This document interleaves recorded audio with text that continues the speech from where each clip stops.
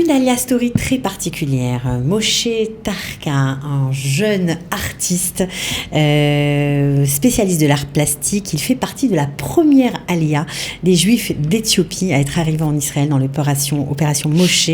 Une histoire incroyable. Ils sont tous les deux sur le plateau parce qu'il est venu avec sa femme, Rebecca, qui elle est d'origine française. Donc restez avec nous, vous allez être passionnés par cette belle histoire.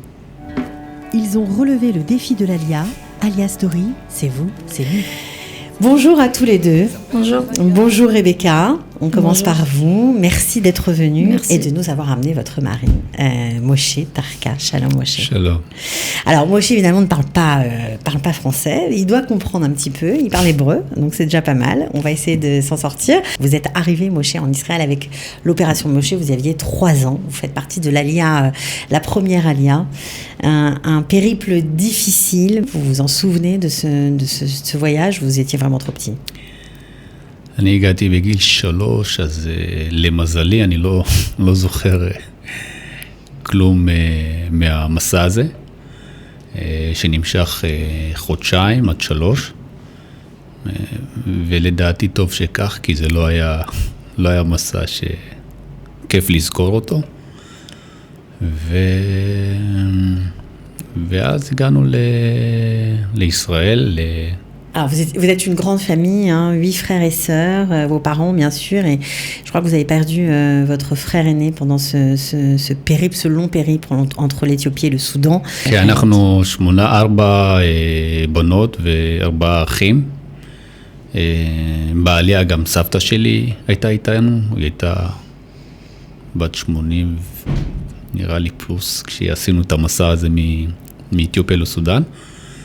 וכן, אנחנו משפחה גדולה ושמחה. גדולה ושמחה. Vous êtes là parce que vous êtes aussi un artiste, c'est pour ça qu'on a tenu à vous faire venir. Et puis vous avez une histoire aussi commune assez incroyable. Vous êtes mariée grâce à la Chavat HaNoar. Alors ça c'est quand même dingue. Rebecca. Oui, c'est ça. Moi, j'ai fait mon alia en 96. Ouais. Je suis montée pour la première fois de ma vie en Israël. Et j'ai appelé... ça veut dire que votre premier voyage, vous êtes resté? Premier voyage, après que mon père m'a dit « Vas-y, va passer tes vacances ». Et en fait, je suis arrivée en Israël. J'ai pas du tout grandi dans une communauté juive en France. Pas pratiquante, pas religieuse, pas... Non, Kippour et Pessah. Ok. Plus ou moins, voilà, Okay. ça se règle à ça. Et en fait, je suis montée en Israël et j'ai été choquée positivement. Et j'ai appelé mon père et je lui ai dit que je restais. Donc, je me suis inscrite à Chavat HaNoar Hatzioni. Et 1 an après, j'ai connu Moshe là-bas. Qui lui aussi était étudiant là-bas parce que c'est un très grand campus, il n'y a pas que des francophones, il y a aussi bien sûr le côté israélien. Exactement. Mais il y a bien sûr des points de rencontre forcément. Exactement. Et vous vous êtes connus comme ça. Exactement. Et vous ne vous êtes plus quittés. C'est ça. 22 ans. Ça fait 22 ans que ça dure, mais espérons encore de très très nombreuses années. Merci. Alors, vous êtes là aussi parce que Moshe est un artiste et il a toujours été artiste. Je crois qu'il peint depuis l'âge de 8 ans. Mais pourtant, il n'a pas grandi dans un environnement qui favorisait ce genre de développement. אח שלי הגדול, לא הבכור, היה לי אח בכור שמת במסע, אבל מתחתיו האח עסק באומנות, הוא גם היה מצייר. אוקיי. אז אמא שלי הייתה גם מפסלת, עושה פסלים, אז היה את המקום הזה, אבל לא הקדשתי לזה ממש, זה לא היה משהו שליווה אותנו ביום יום, בילדות, ידעתי את זה מאוחר יותר. אבל בגיל 8 אני זוכר את עצמי תמיד, זה הגיל שאני זוכר שהייתי מצייר. Dessiner, voilà, il dessinait tout le temps. Alors aujourd'hui, il est loin du dessin quand même, parce qu'il fait des choses beaucoup plus imposantes, beaucoup plus importantes. Il a découvert l'art plastique, il avait 18 ans. מה שקרה זה שהייתי מצייר, הייתי רושם המון, והייתי מצייר המון ציורים ריאליסטיים. אבל בגלל שעשיתי את כל הדברים שאני עושה מתוך אומנות, שפשוט הרגשתי צורך להגיד משהו, אז ראיתי שהטכניקה הזאת של הציור הריאליסטי לא מצליח לתת לי להגיד את מה שאני רוצה. ואז התחלתי בגיל 18 לעסוק עם חומרים. עכשיו, אני לא ידעתי שקוראים לזה אומנות פלסטית, פשוט הרגשתי שאני חייב לעבוד עם חומר, וכשהתחלתי לערבב חומרים, עבדתי עם בטון, עבדתי עם ברזל, הייתי מערבב אקריליק עם בטון, עם שמן, הייתי עושה מאוד מאוד המון מיקס בחומרים, ואז... On va avoir des images vous voir en train de travailler. אני משה טרקה, אמן. אני עליתי בגיל 3 מאתיופיה, הלכנו 3 חודשים ברגל, עברנו לדיור קבע בקריית מלאכי, שכונה לא קלה, מאתגרת מאוד, לימודים זה הדבר האחרון שצריך לעשות. הייתי כל הזמן מצייר בשקט, נקרא לזה, כי אהבתי אומנות פלסטית. אמנות שהיא מורכבת מחומרים מורכבים, לא ציירתי בצבעי שמן, ידעתי שבסביבה שגדלתי בה לא בדיוק היו מקבלים את זה בצורה טובה, יש סיכוי שהיו חושבים שקרה לי משהו. אז ואז גיליתי שאני מצליח להרגיש יותר טוב ולהוציא ולהגיד את מה שאני רוצה דרך האומנות הזאת, דרך האומנות הפלסטית. עכשיו לא ידעתי שקוראים לזה אומנות פלסטית, אני ידעתי שזה מה שאני צריך לעשות, וככה אני צריך לעבוד עם האומנות, וזהו. ובגיל 18 באמת פיתחתי את זה. התחלתי לעבוד רק בצורה הזאת של האומנות הפלסטית, des grosses pièces. וכן, זה היה דברים מאוד מאוד גדולים, זה היה המון חומרים, אז לא היה לי מקום בבית לשים את הציורים, זה לא מחברת שכותבים עליה שיר או עושים סקיצות, זה הכל כזה בגדול. אז הייתי הורס את הציורים, הייתי מצייר ציור, מסיים אותו, ועל הציור הזה עושה עוד ציור חדש. הייתי תמיד משתמש... דברים שכבר עשית... שכבר עשיתי כדי שיהיה לי מקום, אז הייתי הורס ציורים כדי לעשות את האמנות הבאה. וככה הייתי בעצם מצליח לעשות אומנות, ובלי לתפוס יותר מיני מקום בבית. Alors, comment c'était votre vie? Parce que bon, on a passé de 3 ans jusqu'à 18 ans, mais vous êtes arrivé au Merkaz Klita de Kiryat Arba. Ensuite, après de belles années, vous avez été très heureux au Merkaz Klita de Kiryat Arba. המרכז קליטה בקריית ארבע דווקא, אני זוכר אותו כחוויה מאוד טובה. הגענו בתקופה שהיא הייתה תקופה שהיא כמעט הייתה דומה לכולם. גם במצב הכלכלי, מדינת ישראל לא הייתה מפותחת. Il y avait moins de différence entre les gens d'un point de vue économique, c'est ça qui fait que c'était plus facile pour les Éthiopiens? זה הרבה יותר, הרבה גם וגם. היה מצב כלכלי כמעט לא כמו היום, כמעט זהה לכולם. זו הייתה העלייה הראשונה. היה המון סבלנות והמון סובלנות כלפי עולים חדשים בכלל, בלי קשר אתיופיה לא אתיופיה היה. כולם היו כמעט עולים חדשים, אפשר להגיד. והייתה קבלה הרבה יותר סבלנית, וזה משהו היה אחר, זה היה משהו אחר באוויר. Vous vous reconnaissez quand on parle aujourd'hui dans l'actualité de tous les Éthiopiens, de tout ce qui s'est passé ces derniers mois. Vous, c'était vraiment différent, c'est pas du tout ce que cette jeunesse vit aujourd'hui? אני כילד לא חוויתי הרבה מהחוויות האלה שאני שומע היום. אני חושב שהמצב היום הרבה יותר קשה מהתקופה שבאתי בה. היום החברה הישראלית היא פחות, יש לה פחות סבלנות אחד כלפי השני. אז פתאום הסבלנות שהם צריכים להביא לעולים חדשים בכלל היא כמעט לא נמצא אפס. אין להם סבלנות בשביל עצמם, עכשיו אנחנו נתחיל לדאוג לעולה חדש אחר. זה משהו שלא היה קיים לפני כן. ותמיד אני אומר, באמת, אם אני הייתי עולה עכשיו מאתיופיה, אני לא יודע מה היה קורה לי פה, אבל לא בטוח שהייתי מרגיש את הביטחון ואת החוזק שיש לי עכשיו. אני מרגיש ישראלי, אני לא מרגיש אתיופי. Tu parles des difficultés de l'ALIA, je me tourne vers toi Rebecca, parce que toi aussi tu étais après tout française, lâchée dans la fosse aux lions, 17 ans, tu connaissais rien, donc tu as peut-être eu aussi des difficultés. Tu penses que la société est moins prête à accueillir aujourd'hui des nouveaux immigrants, ne fait pas assez d'efforts pour les accueillir, pour les intégrer? Comme tu l'as dit, je suis arrivée jeune, donc en fait, il n'y a rien qui me choque ici en tant qu'enfant, adolescente qui est montée à 17 ans. C'est vrai qu'aujourd'hui, quand je vois des familles de France qui montent avec leurs enfants, je leur tire mon chapeau parce que je ne sais pas si je l'aurais fait. Je sais que c'est dur en Israël. Moi, j'ai fait l'armée, je me suis vraiment bien intégrée. Mais je pense que c'est dur en Israël, surtout pour des Olim Chadashim. Et est-ce que tu penses qu'on peut encore les aider? On peut encore aider les gens? Est-ce qu'on ne fait pas assez d'efforts? Est-ce que la société israélienne ne fait pas assez d'efforts? Peut s'améliorer sur ce point?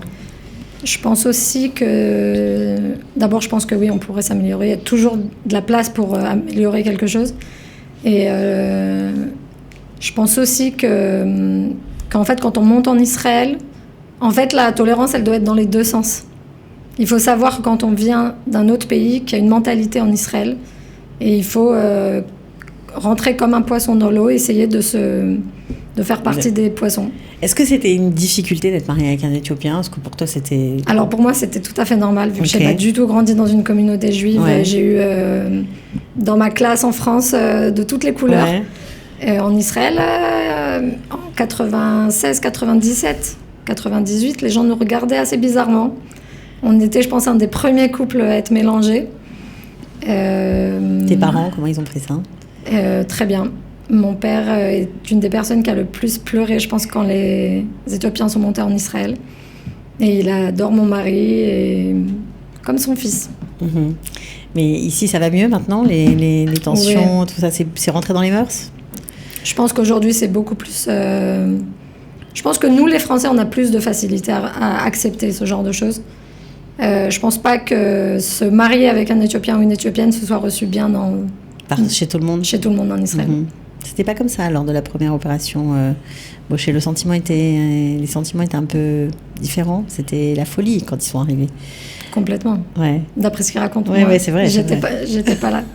Bon, alors on va continuer à parler un peu de notre ami Moshe Tarka, parce que aujourd'hui on est très très loin du Merkaz Klita, on est loin de Kiryat Melachi où il a vécu. Comment tout a démarré? Parce que lui, on a compris, il a toujours peint, il a toujours dessiné, il a toujours construit, utilisé le fer, le béton, bref, des matériaux assez particuliers. Comment tout a commencé pour lui vraiment, pour en vivre? Parce qu'après tout, il faisait ça, mais il était aussi... il travaillait dans la journée, il travaillait dans l'informatique, je crois. Voilà, c'est ça. Donc moi et Moshe, on était déjà mariés, on venait d'avoir notre deuxième enfant. Ouais. Et un jour, avec mon beau-frère, son frère, il y a eu à Ashdod, parce qu'on habitait à Ashdod à l'époque, il y avait un concours de jeunes artistes. Et on s'est dit, allez, viens, on l'inscrit. À son insu? Ah oui, il n'était pas au courant. Il n'était pas au courant, d'accord. Donc on l'a inscrit et il a été reçu donc, au concours. Au concours, il y avait des anciens élèves de Shenkar, Betzalel. Et Moshe venait juste de s'inscrire pour aller étudier l'art à Betzalel. Vous aviez déjà 2 enfants, hein? Voilà. Okay. On venait d'avoir vraiment... Vous êtes une héroïne, donc. Non. Quelque chose comme ça. Ouais. Donc il a été reçu au concours. Et il a reçu le premier prix d'art plastique. Et la personne qui lui a donné ce prix, c'est Yona Fischer. C'est un conservateur très très connu en Israël du musée de Tel Aviv. Et il lui a dit qu'il était autodidacte. Et le lendemain matin, il était chez nous à la maison. Il a vu tout le travail de Moshe. Et il lui a dit ne va pas étudier l'art, ça va t'abîmer. Ne va pas à Betzalel. Voilà. Ouais. Et donc, il est allé étudier le design industriel à la Michlala de Sapir à Sderot. Ok, donc quelque chose de complètement différent. Comment ça s'est passé quand Yona Fischer, ce grand conservateur, t'a reconnu en tant qu'artiste, puisqu'il t'a donné le premier prix de cette compétition, de ce concours, on va dire. Qu'est-ce que tu as ressenti? אני חושב אם רבקה לא הייתה רושמת אותי, אני לא חושב שהייתי במקום הזה שאני נמצא בו היום. כי מה שקרה עם יונה פישר זה באמת התפנית הזאת, החותמת שאתה מקבל, שמה שאתה עושה זה נורמלי. כי עד לפני רגע הייתי עושה אומנות פלסטית, זו אומנות שאני התביישתי להראות אותה. התביישתי להציג אותה, הייתי עושה את זה בשקט, אפילו המשפחה שלי לא ידעה שאני עושה את זה. כי זה היה אומנות שאמרתי לעצמי, אולי אני סתם עושה משהו ואין פה כלום. זאת אומרת, לא... וכשהגיע הזמן הזה שיונה פישר, שזכיתי במקום הזה, ואני יודע שגם מי שהיה חלק מהשופטים זה יונה פישר, זה היה סוג של חותמת של כאילו, מה שאתה עושה זה אומנות, זה בסדר. אתה יכול להמשיך. זה היה סוג של אישור, שאוקיי, אז אני נורמלי, ואין פה איזה משהו שהוא... וזה היה משהו שבאמת שינה את החיים שלי, ואת קו מחשבה, ונתן לי הרבה יותר כוח לעשות אומנות, הרבה יותר דברים שלא חששתי לעשות, אז פה כבר נתן לי את המקום הזה לעשות ולהתפתח. בצורה הרבה יותר חזקה. Alors, il a changé sa vie, la vôtre aussi pour le coup, alors parce que, évidemment, il est devenu artiste, mais ça ne s'est pas fait tout de suite, parce qu'il est très consciencieux, votre mari Moshe, il est parti étudier, ce que vous nous avez dit, le design industriel, la compréhension des matériaux, du béton, le poids, la densité, le fer, comment on utilise ces matériaux, comment on peut en jouer, et tout ça, bien sûr, il l'a fait à plein temps, il a étudié en full time, c'est fou, quoi. Donc, c'est vous qui avez assuré pendant 4 ans. C'est ça. Pas facile, j'imagine. Il faut beaucoup d'amour pour ça. Voilà, c'est ça. Voilà, faut y croire. Il faut y croire. Mais ça a porté ses fruits puisqu'il a continué, bien sûr, à créer, à inventer. Et aujourd'hui, vous êtes suivi par des galeries de grand renom. Ils vont dans le monde entier, ils vont à New York. Il a lancé, il y a 5 ans, un travail qui s'appelle Nanesh. Est-ce qu'on peut parler de Nanesh? אפשר לדבר על ננש טיפה? כן, ננש זה דמות שאני עבדתי עליה 5 שנים, ורציתי בעצם לצייר דמות שהיא משלבת את שני העולמות שלי, כמישהו שבא מאתיופיה, ומישהו שגדל בישראל. בעצם יש לי את העולם האתני שלי, ויש לי את העולם המודרני שלי. ורציתי איזה משהו שייתן איזה תמונה, איזה יצירה שהיא תשלב את שניהם ביחד. והתחלתי לעבוד על יצירה מסוימת, ולא יודע, ננש פתאום הדמות פנים הזאת הגיעה. ותוך כדי עבודה אז שמתי את האף והעיניים שהם מאוד מסמלים את העולם האתני, ואת המטפחת הצבעונית שגם הולכת לעולם האתני, ולקחתי את הפופ-ארט, שזה יותר חצוף, יותר צבעוני, שזה מגיע מהעולם... ישראלי. כן, המודרני, ישראלי מערבי, מערבי יותר, פחות אולי ישראלי, אבל יותר מודרני מערבי, ועשיתי מיקס כזה, סוג של איזה החלאה של שניהם ביחד, ואז פתאום התקבלה יצירה כזאת שהיא באמת מצליחה לעשות את זה. אנשים רואים את התמונה ואיפשהו מתחברים אליה, מכל המקומות. On va voir bien sûr quelques images du travail de notre ami Moshe Tarka. Shoulders is too heavy. Watching the rain is the world ready. Keep this work calm, keep this work steady. But in the demon battles, I'm never ending. Real slick with it, too big with it. Gotta keep an eye on slick break with it. Watch the kid blow up. Everybody said that he won't grow up. Did this from down the low friends, nobody showed up. Giving out advice like everybody owes us, yeah. Did it for the city, didn't do it for the pity, didn't do it for the money. Jokes on you now, ain't that funny? Nobody wants to know what's like inside of my mind. Nobody wants to know what it's like to keep up with my grind. Voilà, alors c'est fou, donc on a vu un peu son travail, c'est très très différent de l'art plastique qu'il a fait, qu'il continue de faire. Ça s'appelle Nanesh, pourquoi? ננש, כשסיימתי את הדמות עדיין לא נתתי לה את השם ננש. סיימתי ואמרתי, אוקיי, עכשיו איך נקרא ליצירה? וסבתא שלי חיה עד גיל 100 פלוס. היינו גרים 3 קומות, והיא הייתה מאוד בריאה עד אותו יום שהיא הלכה, אבל היא הייתה עולה במדרגות, עולה, יורדת לבד 3 קומות, בלי מעלית, הייתה מתקלחת לבד, מתלבשת לבד. עצמאית, ומאוד מאוד, היא הייתה אישה שמאוד אהבו אותה.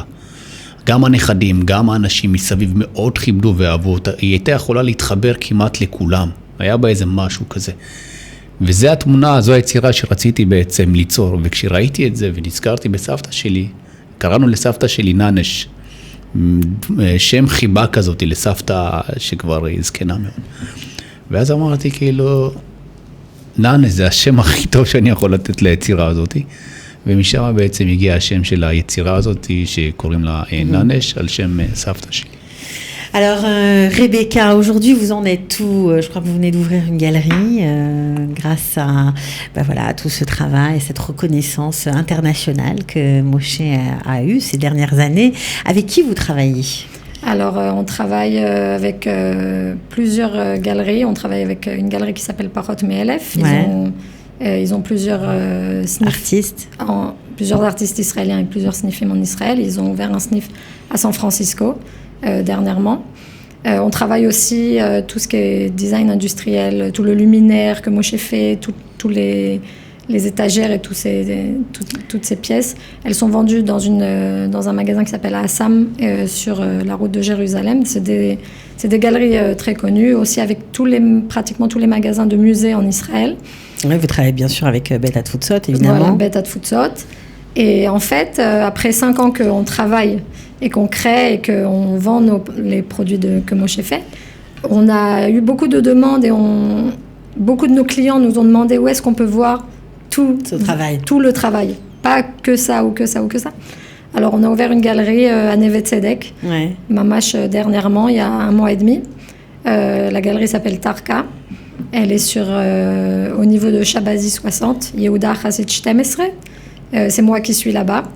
Et en fait, dans la galerie, on voit l'art de Moshe, l'art plastique, le gros art et les grosses pièces. Les grosses pièces et aussi tous les petits, par exemple, les khamsot et les petits bougeoirs, les petits objets qu'on peut offrir.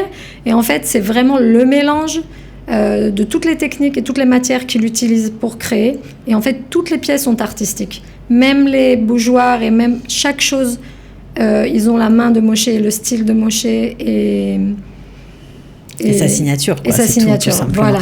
Vous auriez pensé, tu aurais pensé, il y a 20 ans, que ça se poursuivrait, ça se développerait comme ça, de cette façon, parce que tu l'as toujours vu dessiner finalement, parce que tu le connais depuis tes 17 ans. Je pense que c'est comme un bon vin. Ouais. Ça mûrit avec le temps. Et non, on n'y a jamais vraiment pensé, en fait. Et je suis quelqu'un de très croyant. Je pense que le bon Dieu nous a envoyé à chaque fois des signes pour nous mettre sur le chemin de ce qu'on fait aujourd'hui. Voilà. Et c'est un challenge d'ouvrir une galerie aujourd'hui en Israël? C'est un challenge, bien sûr. Tout ce qu'on fait en Israël, c'est un challenge.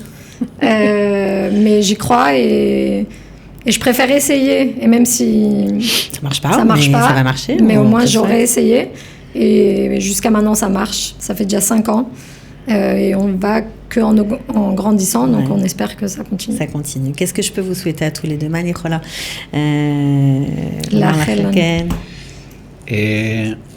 שנמשיך לעשות את מה שאנחנו עושים עכשיו, ושזה פשוט ימשיך ככה ויגדל. כי אנחנו עושים את מה שאנחנו אוהבים, ואנחנו שמחים מאוד במה שאנחנו עושים, ושהאומנות תמשיך להתפתח.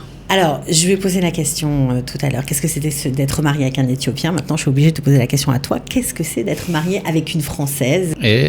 אני בתור, בגלל שעליתי כל כך מוקדם, אז אני לא רואה את הדברים בצורה אחרת. כאילו, חוץ מזה שאני לא מבין אותה לפעמים כשהיא מדברת עם החברות, שזה הקושי היחיד, אבל סך הכל...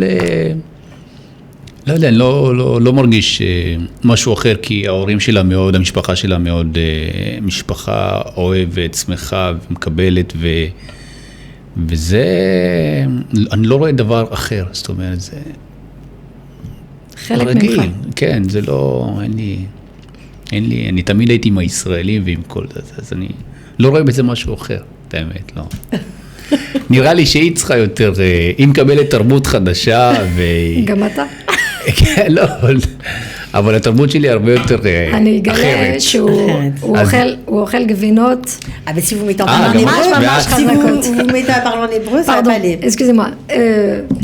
En fait, le mélange entre nous deux est très bien parce que moi, je mange la injera et les repas, les spécialités éthiopiennes. Et ils mangent du fromage. Du fromage qui pue, c'est ça. כן, התקלקלתי. C'est ça. Donc, en tout cas, c'était sympa de vous avoir. Merci beaucoup, Cathy. d'avoir partagé ce petit moment avec nous. Beatzlacha, bravo pour Toda. votre travail. Merci beaucoup. À très bientôt. Ils ont relevé le défi de l'Alia. Alia Story, c'est vous, c'est nous.